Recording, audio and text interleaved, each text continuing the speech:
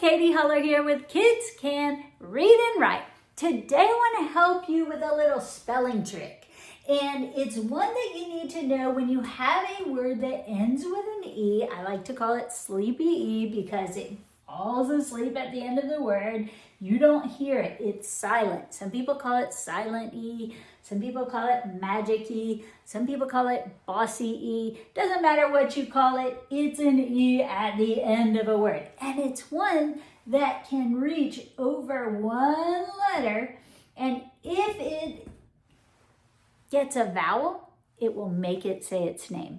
Okay? So if you go over one letter and there's a vowel there, most of the time it will make it say its name. So in this word, it says, say your name, vowel, and the A will say its name. It's an A, so it'll say A. Okay? This one, say your name, vowel. It's an E, so it'll say its name, E. Say your name, vowel. What's he gonna say? A. Say your name, vowel. What's he gonna say? It's letter I. I. Say your name, vowel. What's he gonna say? It's letter U.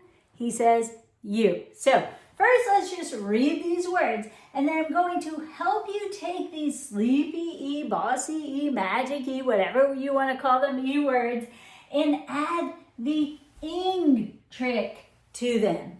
And that's where our new spelling trick comes in. So hang in, I'll tell you in just a minute. So let's read these first, and then we'll talk about how you add an ing ending to them. So here we go. Remember, if you've been watching how to read big words with me, you already know this. For those who haven't, let me help you. We're going to find the vowels. Vowels are very important in words. They're kind of the glue. And the quick and dirty way to break up words is to find your vowels, just locate them, okay? And then glue them on to that next letter. Glue them on to that next letter. So we can break up this word in 3 parts to make it easier. If you're having trouble reading, if your child's having trouble reading big words, this is the best way to help them read those big words. You just want to make them into little tiny parts, give them a good blending technique, put them together. So if we read this, we're going to go ha-ez. See how I glued that on? Ha-ez. Hez. Now I'm going to glue this onto this. It. Now I'm going to say his name. Ate. So if I read that all as one, I go hez, it, ate. Hesitate. Hesitate. Okay, let's try this one. Remember, find those vowels. They're your glue. You're going to go one pass. Usually this will work. Not 100%. Nothing is 100% in English. Usually it will work. This one we glue on here. Now if we broke it here, there would only be one letter after it. We're not going to leave one letter out. Just leave that part by itself. So we read it. Calm. Remember, open your mouth wide for those O's, just like it looks. Calm. Eat. Pleat. Complete. Complete. When you break these words up like this, it makes it so much easier for kids to read. So help them learn how to break them up and help them learn how to put those parts back together.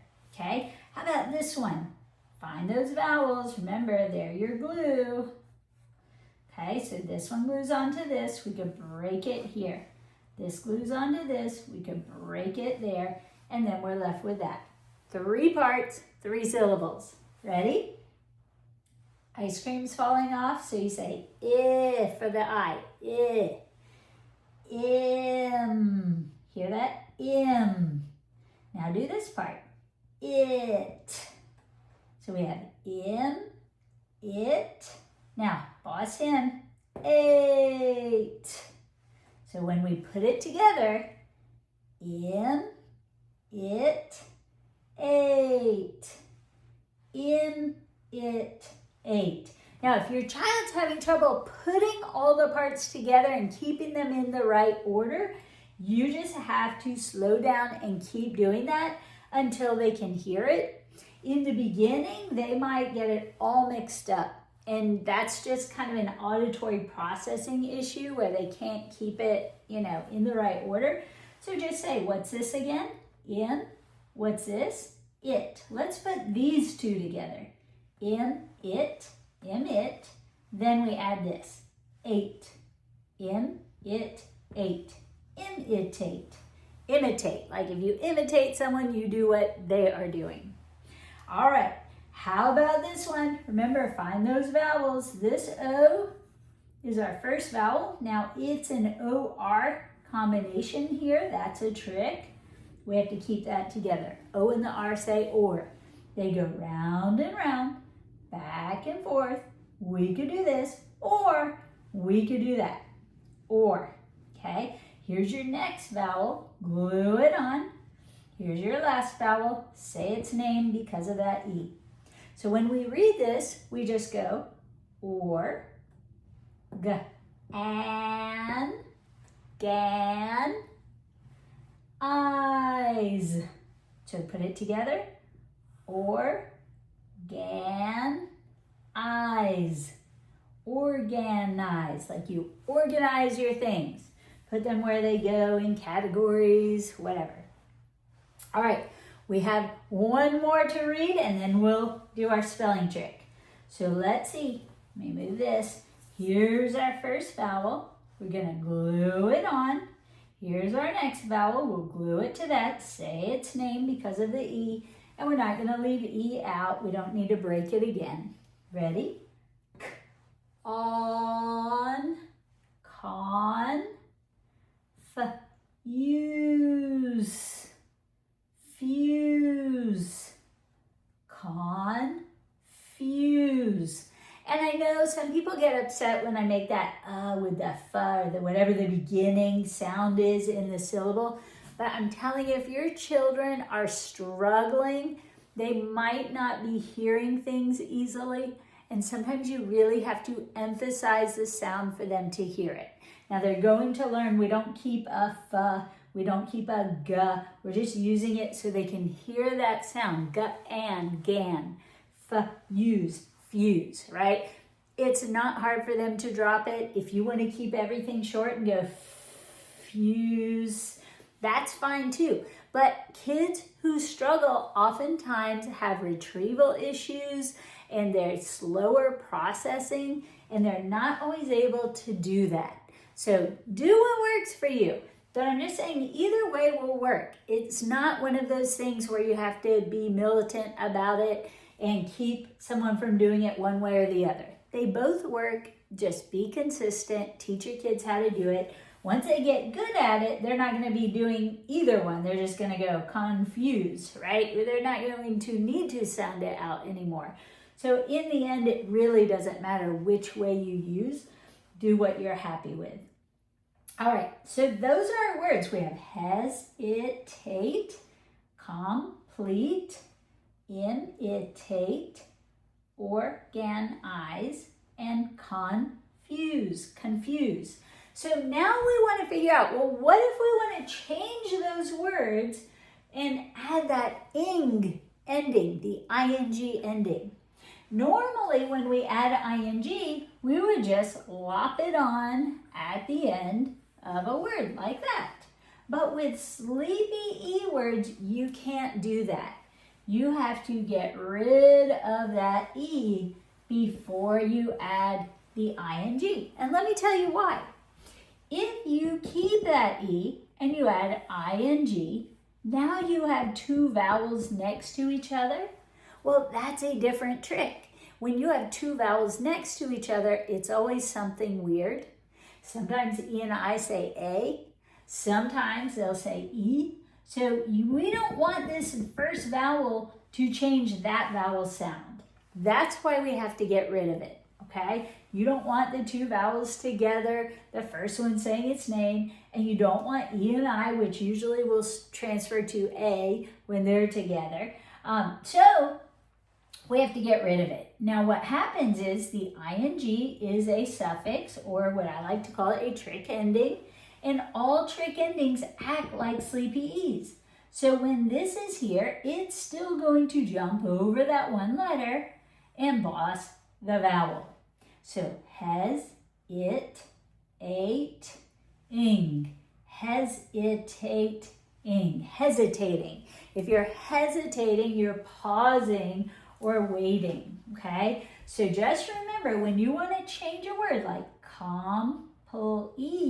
complete to completing, he is completing his work, you are going to take the E off and put on the ing, okay? And this is a really important rule to know, because all these sleepy E's, you're going to lose that E before you put the ing. Okay, we don't want to get that two vowels rule. So here we have completing. Here we have im, it, ate, ing. Remember that ing is going to do the bossing now. So the vowel will still say its name. But just remember, anytime you have a word like organize with that sleepy E, if you want to change it to organize-ing, take off the E before you add your ing. And that is a great spelling trick. Last one, confuse. We want to change it to confuse-ing. So we take that E off and add ing. All right, so I hope that helps you with your spelling. It's a great trick to know, because a lot of kids will know a word like maybe ride, right? They'll know that ride is spelled R-I-D with that E. And when they want to write riding, like I was riding my bike, they will just add that ing. And it'll be wrong, because now we have those two vowels together. It's either ride-ing or ride-ing, which wouldn't make sense. So we have to get rid of that sleepy E before we add the ing, okay?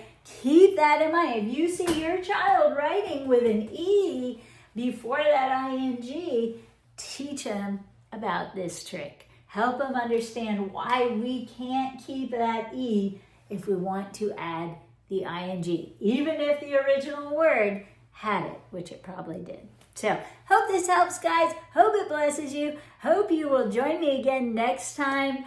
Thank you so much for coming today. Pop a comment in and let me know, what questions do you have? What are you guys struggling with? What can I help you with? Is it more reading? Is it more spelling? Let me know. And as always, if you need help just getting your kids reading and writing, please get in touch with me. I offer tutoring services. I have the Black Belt Reading Program. Just go to kidscanreadandwrite.com or kidscanonlineacademy.com to get in touch with me or to learn more. Thanks again for joining me.